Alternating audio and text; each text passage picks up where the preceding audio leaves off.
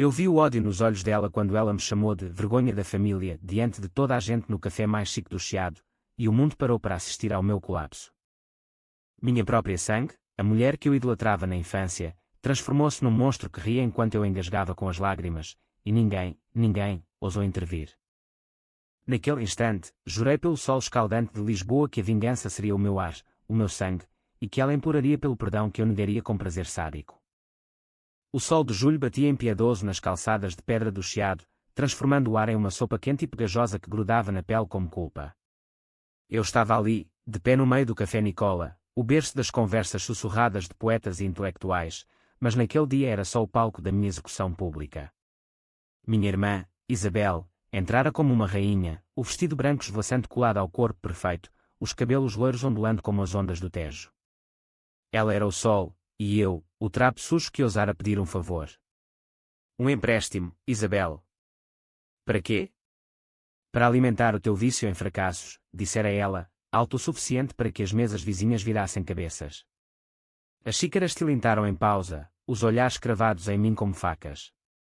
Eu sentia o rubor subir, quente como o vinho tinto que nunca podia pagar, e murmurei, é para o aluguel, mana. Só desta vez.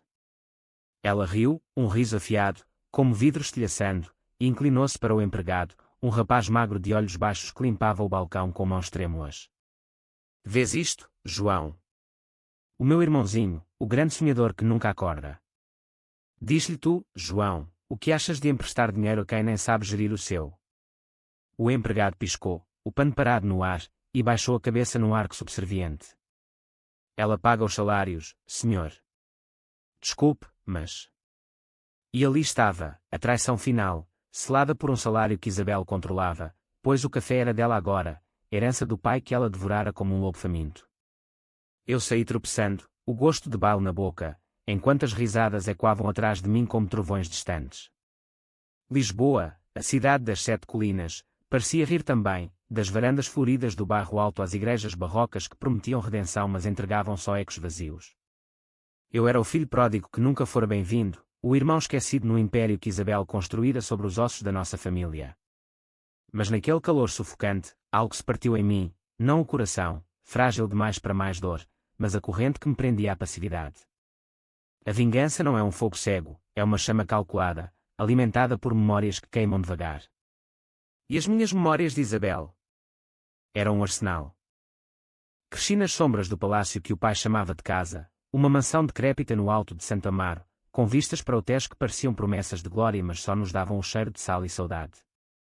Isabel era 3 anos mais velha, a estrela da família desde que nascera com aqueles olhos azuis que hipnotizavam os avós e os tios.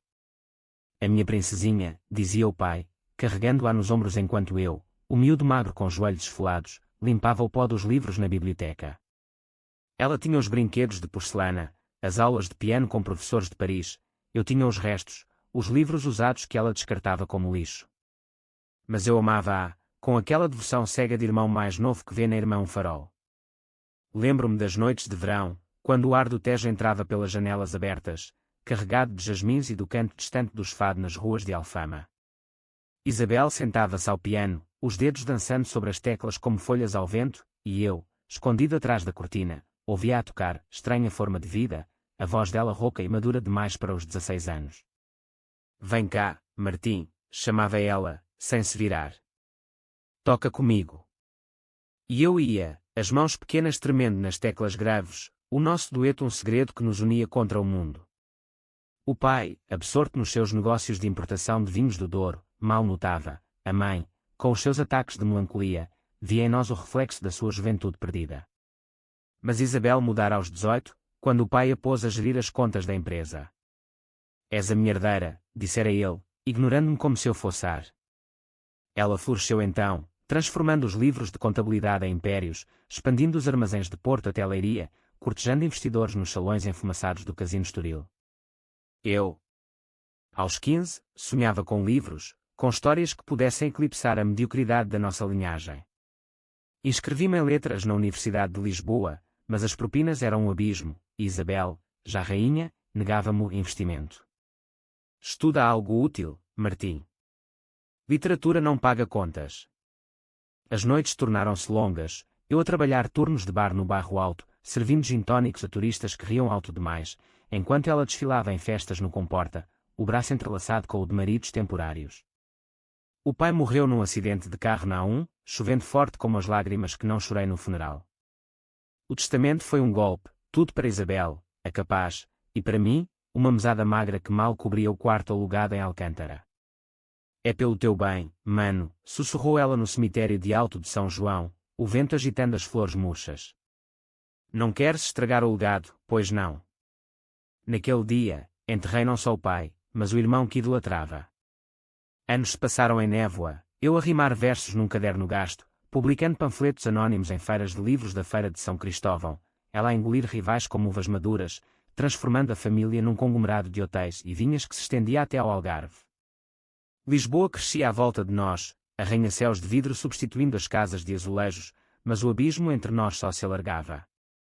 Até aquele dia no Café Nicola, quando o sol revelou a podridão por baixo da sua coroa. A humilhação no chiado foi o estupim, mas os sinais estavam lá, acumulados como poeira nos cantos da minha alma.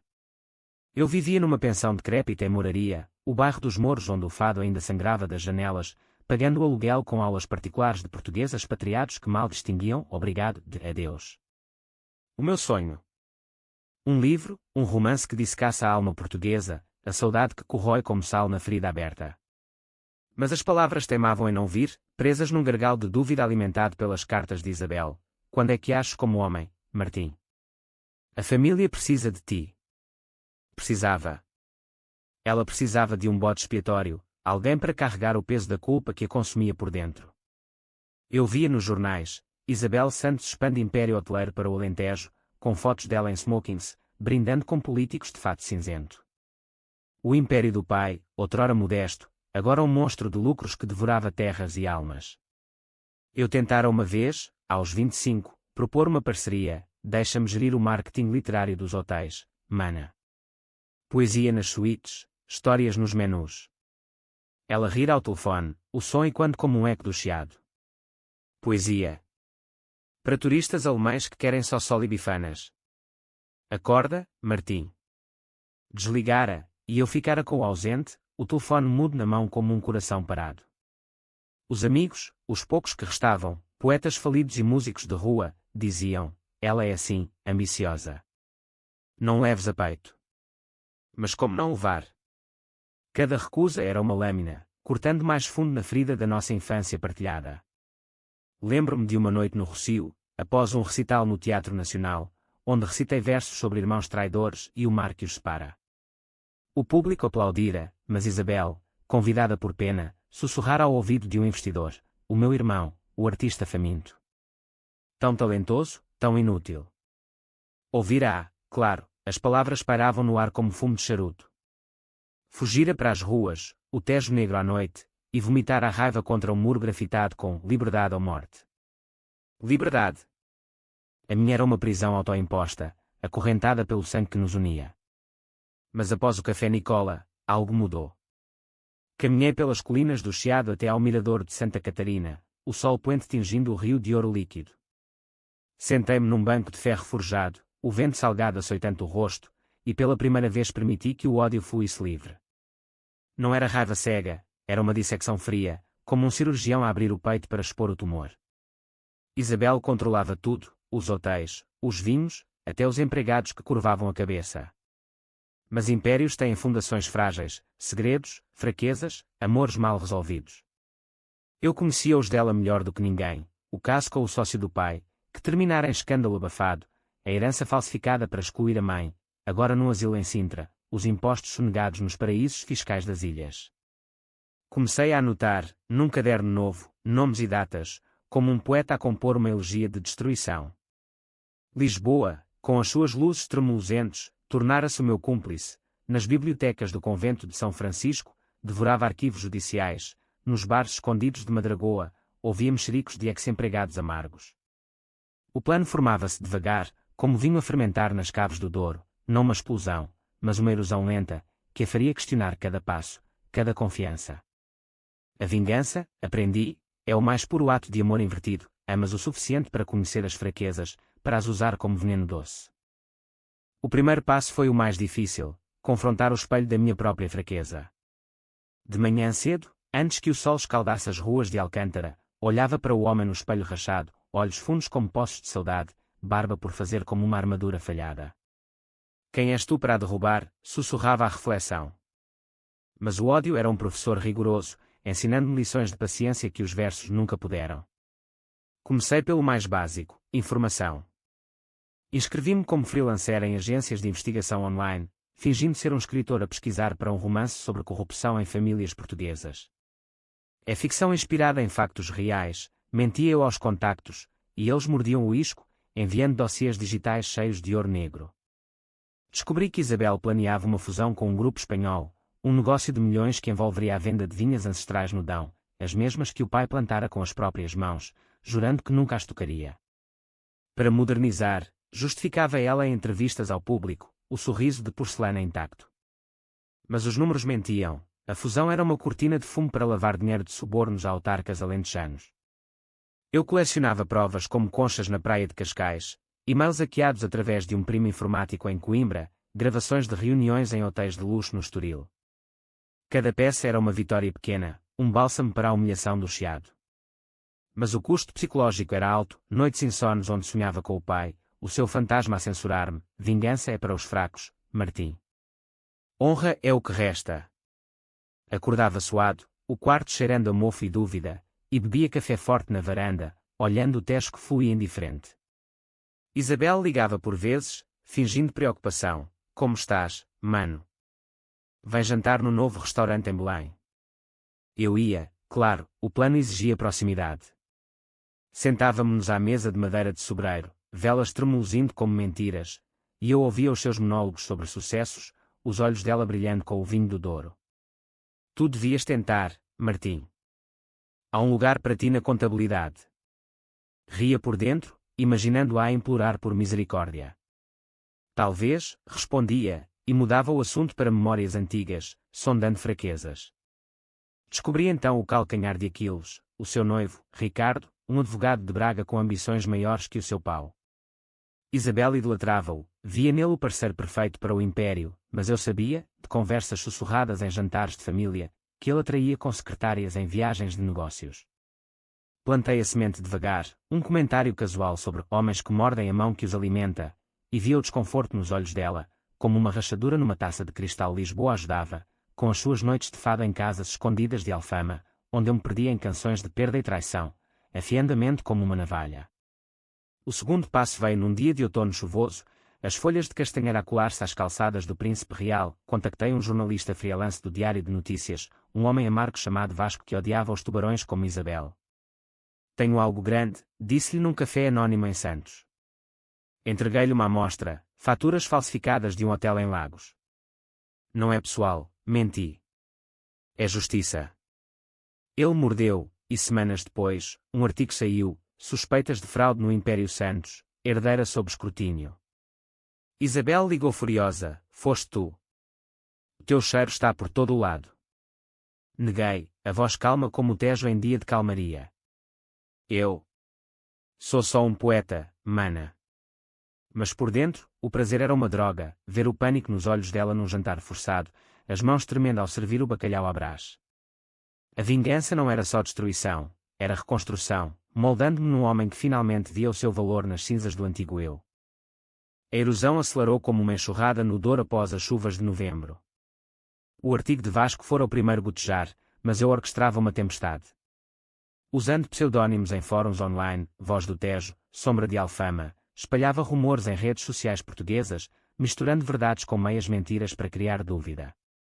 A rainha dos hotéis esconde esqueletos nos armários de mármore, postava eu, anónimo, e via os likes crescerem como ervas daninhas.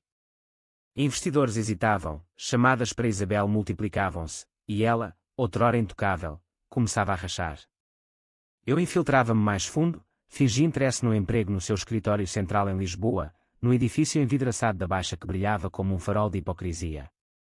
Só para ajudar, mana, supliquei no e-mail, e ela, enfraquecida pelo escândalo, aceitou, mas sem salário, Martim. Prova o teu valor. A ironia era deliciosa, entrei como irmão humilde, mas saí à noite com chaves USB cheias de segredos, contratos rasgados, transferências offshore para as Canárias. O ambiente era um ninho de víboras, secretárias que sussurravam sobre a patroa que come os fracos, gerentes que bebiam uísque caro para esquecer as noites em claro.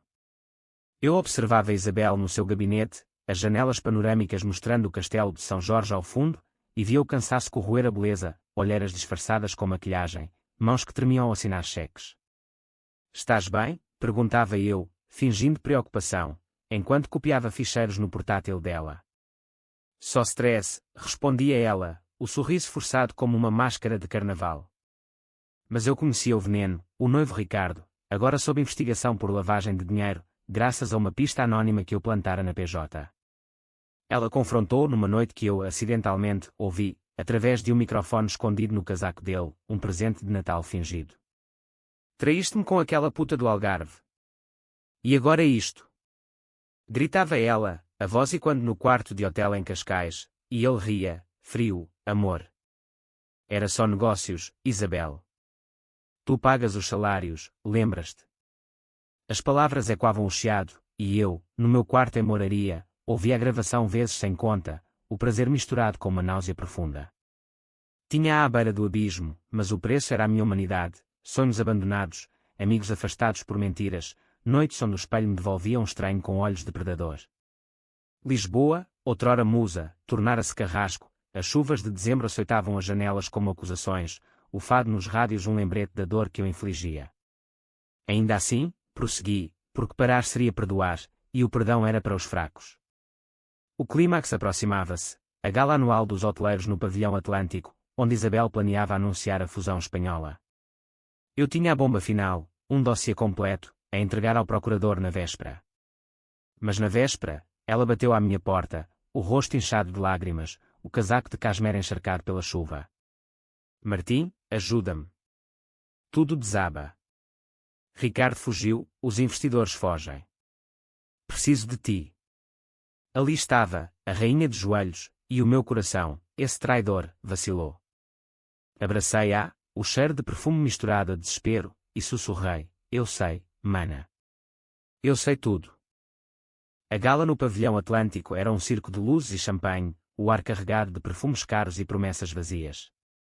Lisboa brilhava lá fora, o Tejo um espelho negro sob as estrelas de dezembro, mas dentro, o salão era um vórtice de fatos Armani e vestidos de alta costura, risos forçados e quando como aplausos falsos. Isabel entrara de braço dado comigo, o irmão redimido, o herói improvável, o vestido vermelho sangue colado ao corpo como uma segunda pele. "Obrigada por vires, Martim", murmurara ela no carro, as mãos frias nas minhas. Sozinha, eu não aguentava. Eu assentira, o dossiê queimando no bolso do casaco como um coração culpado. Durante o jantar, servida em pratos de porcelana com vistas para o rio, ela discursara sobre resiliência familiar, os olhos varrendo a sala em busca de aliados. Eu sentava-me ao lado, o vinho do Douro amargo na língua, e via os fantasmas, o pai, com o seu charuto apagado, a mãe, num canto imaginário, a abanar a cabeça. Quando subiu ao palco, o microfone na mão trêmula, o salão silenciou. "Senhoras e senhores, esta fusão não é só negócios, é legado. Com a ajuda do meu irmão." Parou, olhando para mim, e eu levantei-me, o aplauso ribombando como trovão. Mas no momento em que ela se virou para o ecrã de projeção, cliquei no portátil escondido sob a mesa, o sinal remoto que enviava o dossiê para o e-mail do procurador, com cópias para a imprensa.